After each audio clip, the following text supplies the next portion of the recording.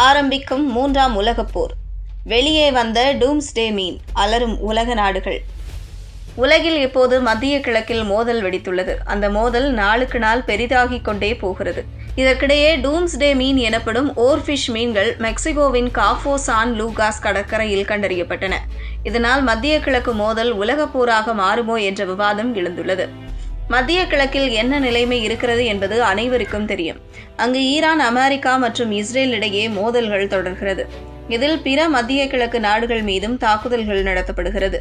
இதற்கிடையே டூம்ஸ்டே மீன் எனப்படும் ஓர்ஃபிஷ் மீன்கள் மெக்சிகோவின் காஃபோ சான் லூகாஸ் கடற்கரையில் கண்டறியப்பட்டன.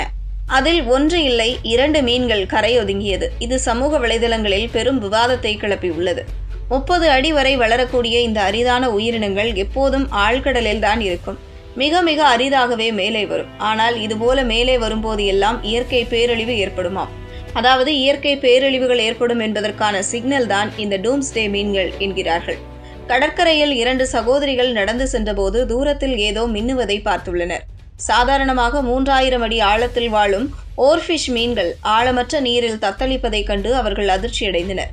சகோதரிகளில் ஒருவரான மோனிகா பிட்டிங்கர் ரிப்பன் போன்ற தோற்றமளிக்கும் இந்த மீன்களை வீடியோவாக எடுத்து சமூக வலைதளங்களில் வெளியிட்டுள்ளார்.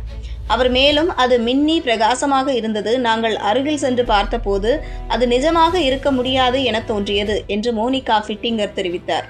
மோனிகாவின் சகோதரிக்கு மீன்கள் இதுபோல தத்தளிப்பதை பார்க்க முடியவில்லை. இதனால் அவர் மீன்களை மீண்டும் கடலுக்குள் அனுப்ப முயன்றார். அங்கிருந்தோர் அனைவரும் சும்மா நின்றிருக்க என் சகோதரி அந்த மீனை மீண்டும் கடலுக்குள் அனுப்ப முயன்றார்.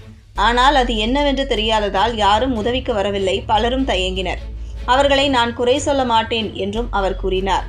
ஓர்பிஷ் மீன்கள் கிரில் உணவுகளை உண்பவை. அரிதாகவே மேற்பரப்பிற்கு வரும். நிலநடுக்கங்கள், சுனாமிகள் போன்ற பேரழிவுகளுடன் இவை தொடர்புடையதாக கூறப்பட்டாலும் இவற்றின் தோற்றங்களுக்கும் இயற்கை பேரிடர்களுக்கும் இடையே உறுதியான அறிவியல் பூர்வ ஆதாரம் இல்லை என விஞ்ஞானிகள் தெரிவிக்கின்றனர். ஆனாலும் இந்த ஓர்ஃபிஷ் வருகை ஒரு விவாதத்தை தூண்டியுள்ளது. சிலர் இதை ஒரு அபசகுணமாகவும் மற்றவர்கள் ஒரு குறிப்பிடத்தக்க இயற்கை நிகழ்வாகவும் பார்க்கின்றனர். இன்னும் சிலரோ மத்திய கிழக்கில் மோதல் வெடித்துள்ள சூழலில் அது உலக போராக கூட மாறலாம், அதை உணர்த்தும் வகையிலேயே இந்த டூம்ஸ்டே மீன் வந்துள்ளதாகவும் குறிப்பிடுகிறார்கள்.